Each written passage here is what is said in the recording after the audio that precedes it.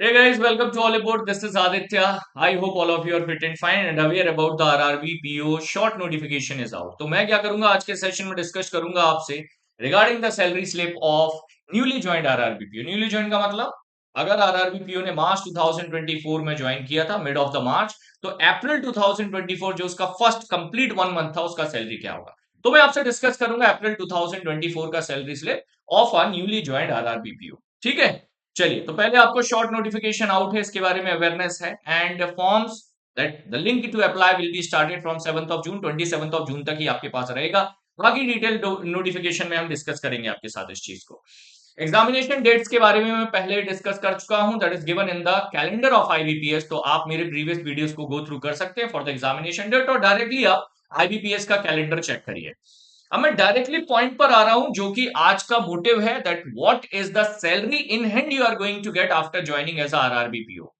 तो first month का आपका सैलरी क्या बनेगा without any increment and all initially, क्योंकि वही पता होना चाहिए ना भाई, मैंने ज्वाइन किया, ज्वाइन करने के बाद मेरा फर्स्ट मंथ में क्या सैलरी आएगा कैश मेरे हैंड पर, जो सैलरी आएगा वो क्या होगा after all deductions and after everything. तो वो उसके बारे में हम बात कर लेते हैं। चलिए, तो यहाँ पर मैंने सैलरी स्लिप लिया हुआ है कर्नाटका विकास ग्रामीण बैंक का। मेरे एक स्टूडेंट ने रिसेंटली ज्वाइन किया था, उन्हीं का सैलरी स्लिप है ये। Definitely I can not show the identity of the student, तो वो अननेसेसरी भी नहीं है।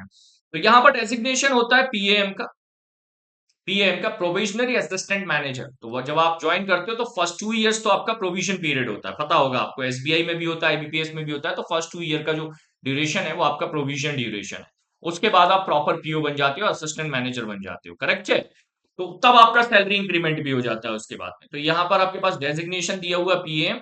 बेसिक सैलरी आपकी जो बन रही है वो होती है 36,000 रुपीज। तो 36,000 आपका बेसिक सैलरी है। इसके बाद आपका जो डीए है, डीएनएस अलाउंस, जो कि विद द इन्फ्लेशन इंक्रीज होता है, इन्फ्लेशन के साथ में इसको इंक्रीज किया जाता है बाय द गवर्नमेंट। तो ये है आपका अभी करंट में 17,464, अराउंड 17,500 रुपी का आपका डीए है, which increase because of inflation. ठीक है, इन्फ्लेशन के अकॉर्डिंग ये इंक्रीज होता है। एचआरए जो है आपका, एचआरए आपका है अराउंड 2,520 रुपीज। तो ये थोड़ा बहुत वेरी होता है बिकॉज ऑफ द लोकेशन, थोड़ा बहुत वेरिएशन इसमें होता है। बाद आपका स्पेशल अलाउंस जो है, ये बाकी के जो आपके एक्सपेंडिचर होते हैं, ऑल अदर एक्सपेंडिचर्स, जैसे कि आपका ट्रैवल अलाउंस हो गया, और ये सारे अलाउंसेस वगैरह मिलाने के बाद आपका एक स्पेशल अलाउंस क्रिएट होता है। दिस इज ऑल्सो ये the part of your salary. आप बाकी मिसलेनियस एक्सपेंडिचर्स मान लो, तो उसके लिए जो बैंक आपको दे रहा है that is special allowance. Small amount नहीं है, इसीलिए इस पर बात कर रहा हूँ। So it is 8,768, around 8,800 rupees के अप्रोक्सीमेटली आपका ये स्पेशल अलाउंस है। इसके बाद आपके पास आता है एक लर्निंग अलाउंस। लर्निंग अलाउंस के ऊपर मैंने पूछा था कि क्यों दिया जाता है, क्या पढ़ने, न्यूज़पेपर के लिए होता है। तो उन्होंने बताया मुझे, जो जो 3-4 ईयर्स से वर्किंग पीओज हैं उनसे मैंने बात की, उन्होंने बताया नहीं सर, बैंकिंग सॉल्यूशन को इंप्लीमेंट किया गया था। So bank still feel that we are doing the expenditure over learning the computers और डूइंग द सर्टिफिकेशन और सच थिंग, मतलब हम अपने आप, that is the necessity also, requirement also as a banker. तो आप कंटिन्यूस अपने आप को अपडेट करते रहे, उसके लिए भी बैंक आपको एक छोटा सा अमाउंट देता है in the form of learning allowance, that is around 890 rupees, 891 rupees. ठीक है, इसके बाद आपके पास नॉन सीसीए, ये 700 रुपी है आपका लोकेशन अलाउंस। मैंने एक और सैलरी स्लिप पिक किया था मध्यांचल ग्रामीण बैंक का, मध्य प्रदेश से Madhyanchal Gramin bank. In that salary slip it is clearly written location allowance. So if you are appointed at the semi urban area और रूरल एरिया, तो आपको ये लोकेशन अलाउंस मिलता है अराउंड 700 to 800 रुपीज। थोड़ा बहुत वेरिएशन आता है bank to bank, otherwise it is almost same. 30-20 rupees का ही वेरिएशन मिलेगा, otherwise it is almost same. तो ये है आपका लोकेशन अलाउंस। ठीक है, इसके बाद बात करते हैं आपके डिडक्शंस की। तो ये आपका टोटल अमाउंट हो गया। टोटल अमाउंट आपका बन रहा है कितना, 66,000 रुपीज। देखो आपकी सैलरी कितनी बन रही है, आपका सैलरी बन रहा है 66,342। ये आपका सैलरी है 66,342। If you get appointed in some other state, you will be able to find 500 to 300 rupee difference, nothing more than that. 300 से 400 500 रुपए से ज्यादा डिफरेंस आ ही नहीं सकता, इतना ही होगा मोस्टली। ठीक है, बैंक अगर आपका चेंज भी होगा तो आप मान के चलो 66,000 आपका सैलरी है। अब इसमें आपके क्या होते हैं डिडक्शन। सबसे पहले आपका कटता है एनपीएस का, national pension scheme, the pension which you are going to get after your retirement. तो एनपीएस का अमाउंट आपका कट रहा है कितना, ₹5,346। इसके बाद हो गया PT, professional tax, it is implemented by the state government, तो ये आपका पीटी कर गया, प्रोफेशनल टैक्स। इसके बाद कट गया आपका इनकम टैक्स, आईटी, तो इनकम टैक्स आपका कट गया कितना, ₹3,000, ये कट गया आपका इनकम टैक्स। तो इसको आप रिडम भी कर सकते हो if you are doing investment and all, आप 80C में इन्वेस्ट कर रहे हो तो इसको आप वापस फ्यूचर में जाकर आप क्या कर सकते हो, क्लेम कर सकते हो, तो ये आपका इनकम टैक्स है।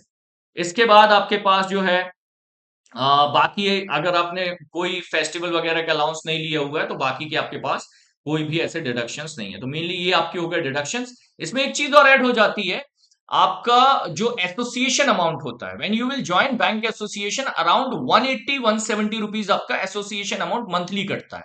That is you are a part of association, तो एसोसिएशन के एक्सपेंडिचर के लिए एक अमाउंट एम्प्लॉय से लिया जाता है एज अ मेंबर, तो मेंबरशिप अलाउंस आप बोल सकते हो, मेंबरशिप अमाउंट आप बोल सकते हो, जो आपका मंथली डिडक्ट होता है, अराउंड 180 रुपीज, तो वो ऐड होगा because this is a new candidate, अभी इन्होंने बैंकिंग मेंबरशिप प्रॉपरली फॉलो मतलब ऑफिशियली ज्वाइन नहीं किया है, तो इसीलिए अभी इनका डिडक्ट नहीं हो रहा है। It will start deducting in few months, 180 rupees के अराउंड वो डिडक्ट होना स्टार्ट होगा।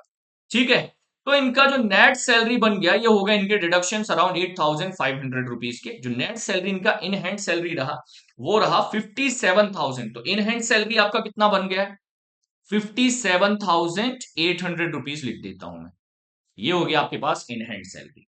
तो ये रहेगा आपका in hand salary, this will be your total salary deduction, क्योंकि भैया एनपीएस वगैरह भी तो इंपॉर्टेंट है, इनकम टैक्स को आप रोक नहीं सकते, प्रोफेशनल टैक्स को आप रोक नहीं सकते, तो ये हो गए। हाँ, इन्वेस्टमेंट करो so income tax you can redeem later, अब वापस ले सकते हो by filing the income tax returns, तो वो आप बाद में ले सकते हो। तो ये हो गया आपका salary. I hope information is clear and it is giving you lots of motivation regarding your preparation of RRBPO 2024. So prepare well with the Olive super elite. Currently 50% off चल रहा है आपके सुपर एलीट पर, बहुत ही कम prices हैं। You will be able to get the all the classes, test series, sectional test, mock test, everything is included. Do not miss to use the coupon code Aditya to avail the maximum discount and to prepare under your guidance of your Aditya sir. तो join the Super Elite today. कोई और confusion हो तो comment box में लिखिएगा, मैं उसके ऊपर आने वाली वीडियो में बात करूंगा। अगला वीडियो मेरा जो रहेगा वो सैलरी स्लिप पर ही रहेगा, शॉर्ट रहेगा, जहां पर हम कंपैरिजन करेंगे salary slip of newly joint PO plus salary slip of back PO, RRB PO after 2 years, कि 2 साल बाद और करंट जब आप ज्वाइन करते हो तब से लेकर 2 साल बाद के सैलरी स्लिप में क्या डिफरेंस आता है।